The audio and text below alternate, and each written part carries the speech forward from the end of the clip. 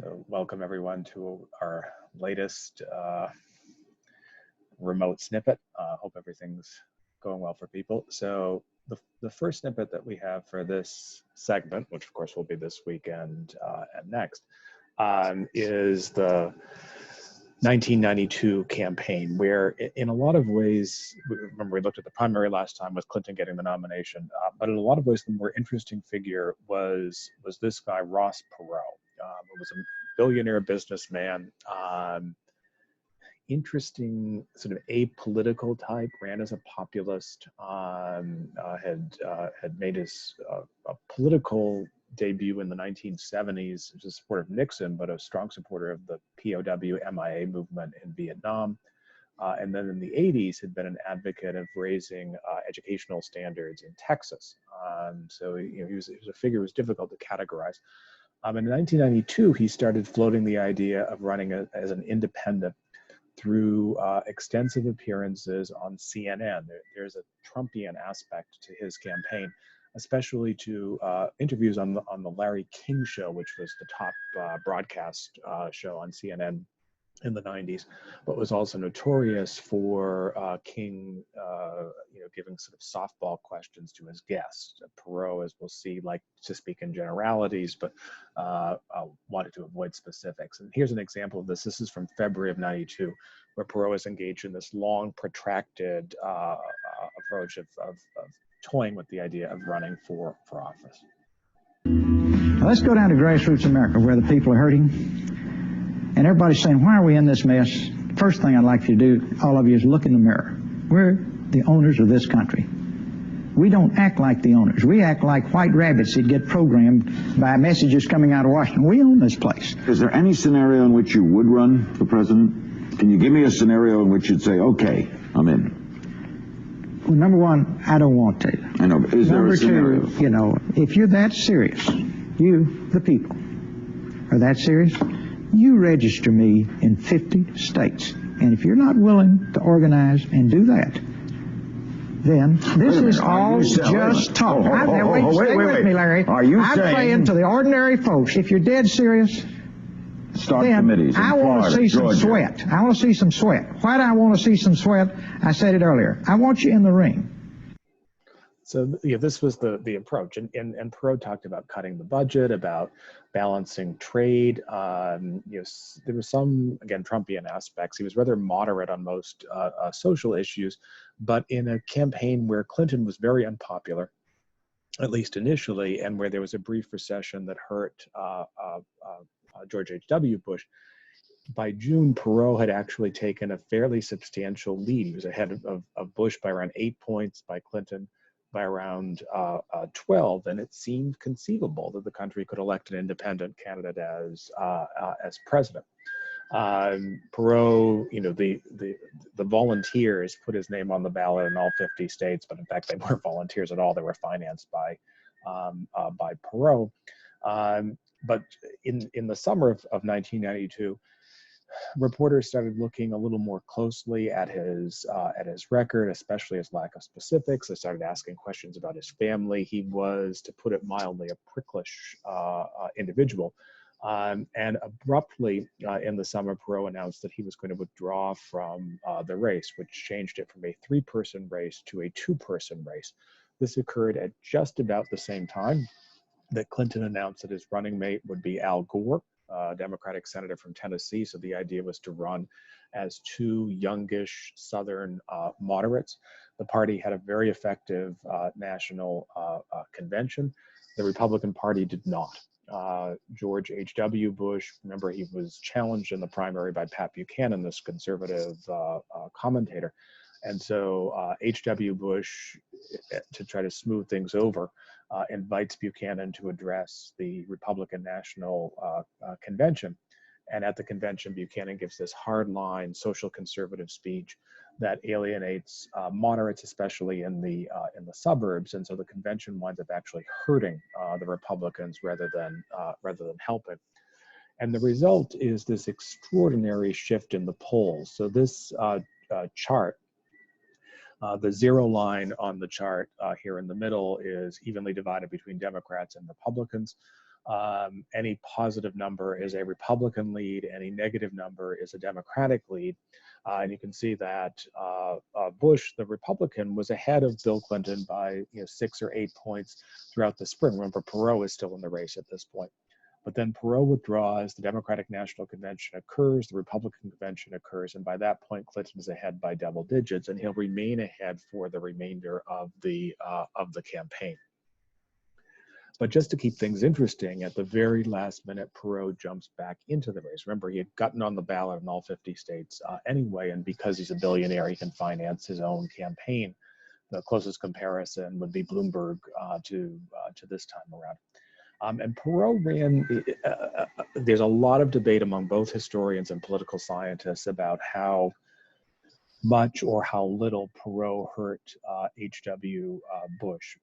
And my sense is that I sort of lean towards the idea that he did hurt Bush a decent amount, in part because the issues that he emphasized, balanced budget, trade, a kind of right-wing populist agenda, appealed to voters who in the end were more likely to vote for Bush than for Clinton if they had to make a choice.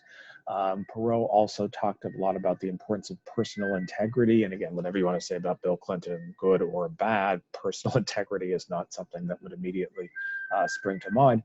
And this clip from the one debate that Perot participates in, because he's polling at such a high number, he's allowed to participate in the presidential debates, gives a sense of his appeal. He's asked a question from the audience. He's asked about trade, and the general approach among the leaders in both parties, sort of like what we saw pre-Trump, is that more foreign trade is better. To the extent that American workers lose their jobs, well, that's just sort of the way the cookie crumbles. And Perot is speaking to the people who lose their jobs as a result of trade. So here's the clip.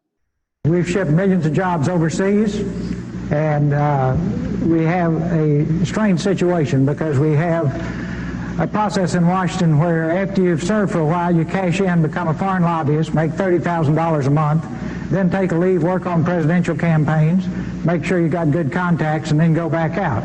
Now, if you just want to get down to brass tacks, first thing you ought to do is get all these folks who've got these one-way trade agreements that we've negotiated over the years and say, fellas, we'll take the same deal we gave you.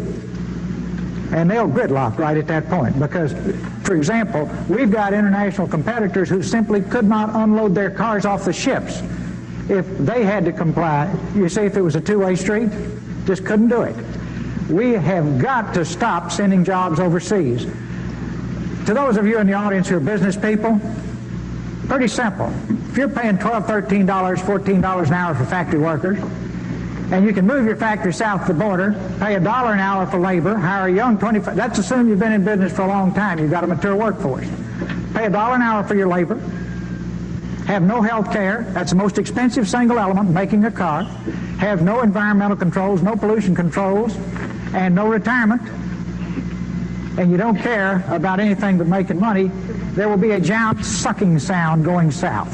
So if the people send me to Washington, the first thing I'll do is study that 2,000-page agreement and make sure it's a two-way street. One last point here. I decided I was dumb and didn't understand it, so I called a who's who of the folks who've been around it.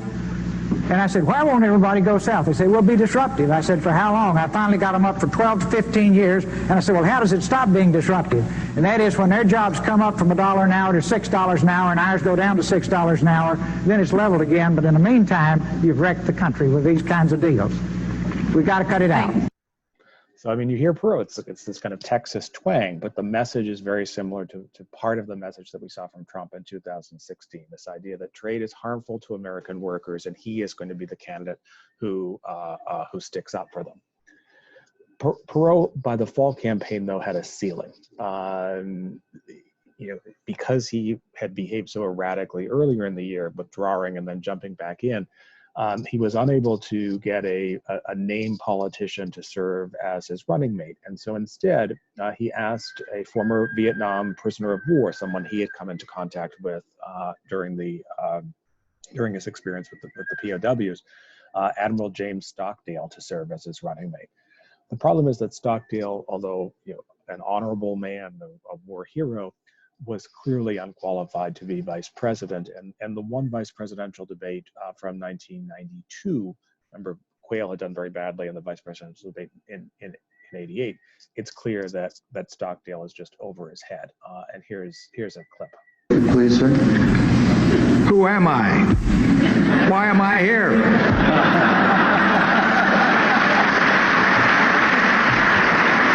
What I'm about to say doesn't apply to the debate tonight. It applies to the campaign that's been going on outside this auditorium.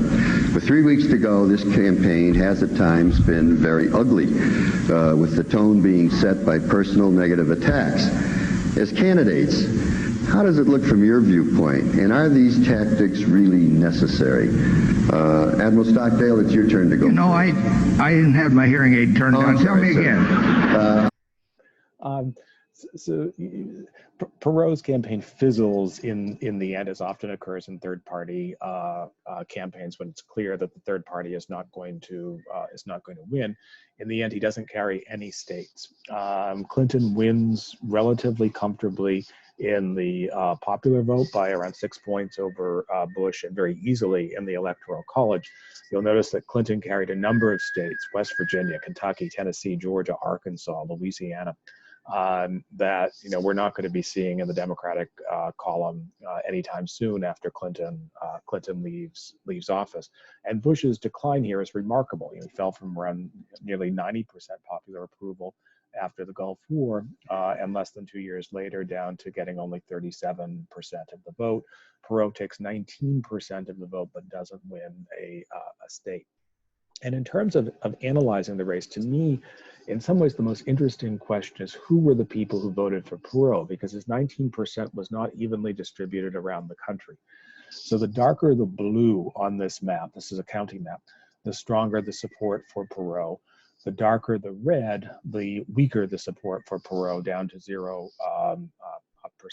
And one thing you'll notice is that in the red counties, especially in the dark red counties, these are disproportionately minority counties. African American, Hispanic, up here in South Dakota, Native American.